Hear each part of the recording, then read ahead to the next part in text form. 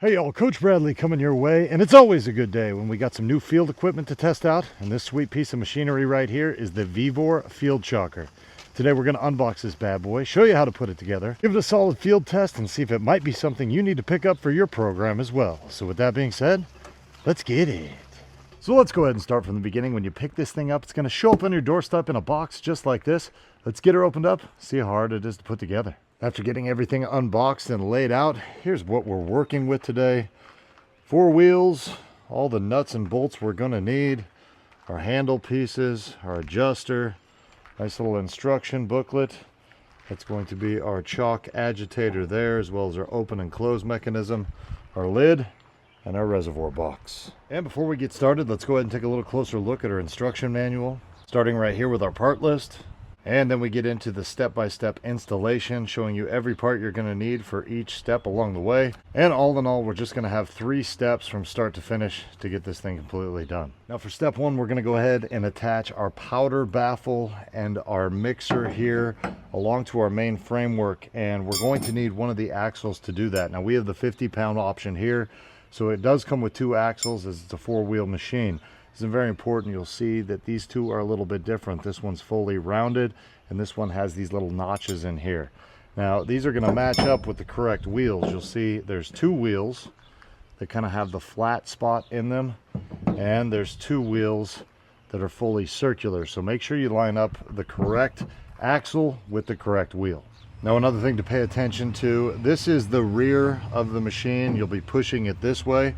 So you want to make sure this powder baffle gets set up where this little handle piece here is on the right side. If you put this in backwards, you're going to get all the way to the end of this and you're going to have to take it apart and do it again. Don't ask me how I know that.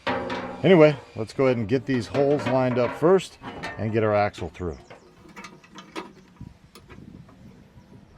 We'll go ahead and slide this through. Just a little bit. We'll put our chalk agitator in there. Now there's a couple cotter pins to attach this agitator here into the axle. Now I'd suggest you wait and do this at the very end when you got this all put together. So if you did put it together wrong, you don't have to take these cotter pins out. So there are some holes that line up right here, but we'll wait to do this on the last step. And again, just to confirm you put this on the right way, if you're standing behind the unit here, this little arm is going to be on your right, and you should see this little notch here in the powder baffle that is facing upwards. Now it's time to attach our 2 front wheels. Again, for the 4-wheel unit, we're going to use the ones that have these little flat spots here on the inside, because that's going to line up with this particular axle. Now to start off, we're going to go ahead and use 1 washer, 1 spring, another washer, our wheel, and then we have this little cap nut here we'll go ahead and screw on. And we'll turn this thing over and do the other side. Washer, spring, washer, wheel, and cap nut. And get these all tightened up. Just need to hand tighten them. Front wheels are on. Baffle installed correctly. Now we're going to go ahead and install our lid here. You'll see you got a couple little hole openings matching up with these right here. And for this, you're going to use these 2 little screws. These are the shorter ones. You've got 6 of these longer ones and just 2 of these smaller ones. And we'll simply line this up, screw it in, do the other side here, and our lid is on. All right, now we're going to go ahead and attach our rear wheels. One thing to point out too, so the part that protrudes here is going to be on the outside. This part that's inner is going to be on the inside. I'm going to go ahead and take our axle here, move it through. Now we also have to use these support bars here. You'll see a small hole and a large hole. The large hole is going to go through this. I'm going to go ahead and put down 1 washer, then my support, then my spring, another washer, and my wheel, and our cap nut. Washer, support brace, spring, washer, wheel installed correctly, and cap nut. All right, now it's time to put our armrest control mechanism together. We've got 2 of these male-to-male connections. We've got 2 of the female connections. We're just going to go ahead and pop these in. They do clip right in, making it super easy. And now we'll do the same with these into the armrest. All right, now it's time to attach this to the main frame. Now, one thing that's important is you have this control mechanism on this side. You got to make sure that you match that up with the baffle on this side. So we've got 6 of these screws right here that are going to match up with 3 of these holes on each side. Now to start off, I'm just going to go ahead and get the top one put on, and we'll just hand tighten this, not too tight. We'll do that on both sides. Now before we put in our second one here, a couple things. Make sure you have your baffle on the outside of this so it's free moving.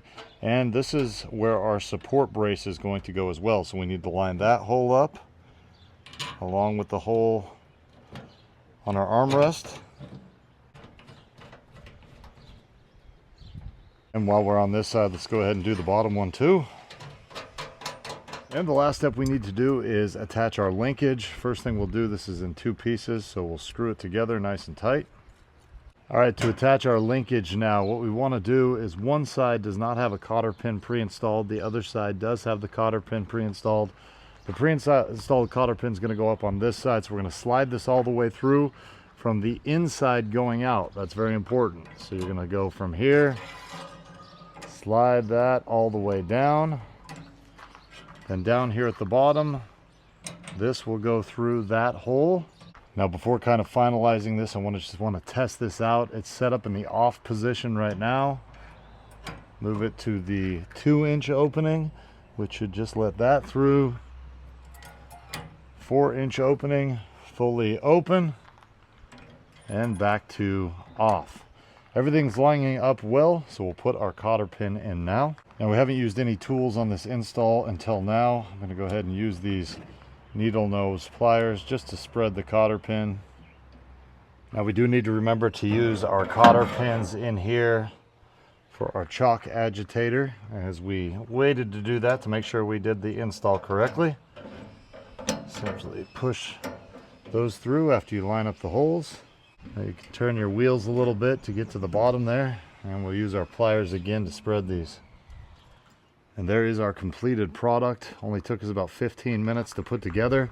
I'd say the instructions, probably rate them at about a 7 out of 10. A couple things were a little confusing, but if you pick one of these up and you watch this video, you should have no problems. Let's go ahead and get this thing on the baseball field. All right, so we're down here at our Cal Ripken baseball field, gonna get this thing all prepped for a game tonight. This is our new Vevor Chalker's maiden voyage, the first time we get it tested out. And this is kind of an upgrade that we're doing for our program over this small little 2-wheel that we've used the last couple of years. This thing's worked pretty good for us, but it does have a very small capacity. Also a little squirrely when you're trying to do your lines as well. So let's go ahead and get this thing filled up. Now the capacity on this particular model is going to be 50 pounds, which is going to be the size of one of these sacks. We're not going to fill this up all the way. We've got a partial sack, but we'll go ahead and dump all this in there. Now the first thing we'll go ahead and test out is with this thing in the off position, if it does let any of the chalk through. Let's go ahead and take a look.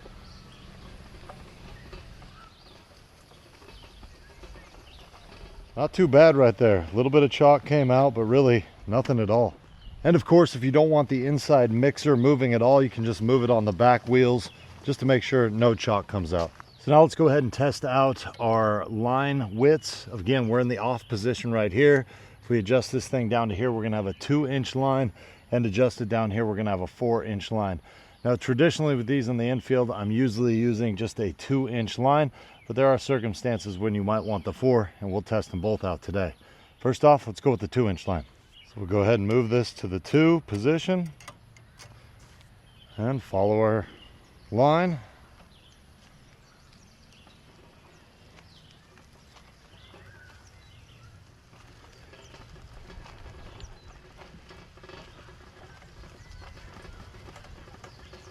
Pretty good dispersion as far as the chalk goes, not laying down too much, but definitely making it visible. Pretty easy to push down there as well. I do like the 4-wheel design. Now just to give you a little comparison, let's go ahead and start this line with our little mini chalker here. This thing's pretty easy to use. It does get a little squirrely. Not a bad machine, just not a lot of capacity.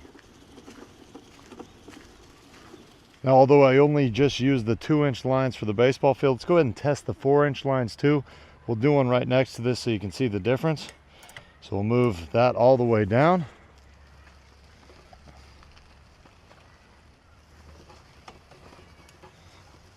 And the 4-inch line also worked well. As you can see, laying out just the right amount of chalk. Not bad. All right, let's go ahead and do our batter's box.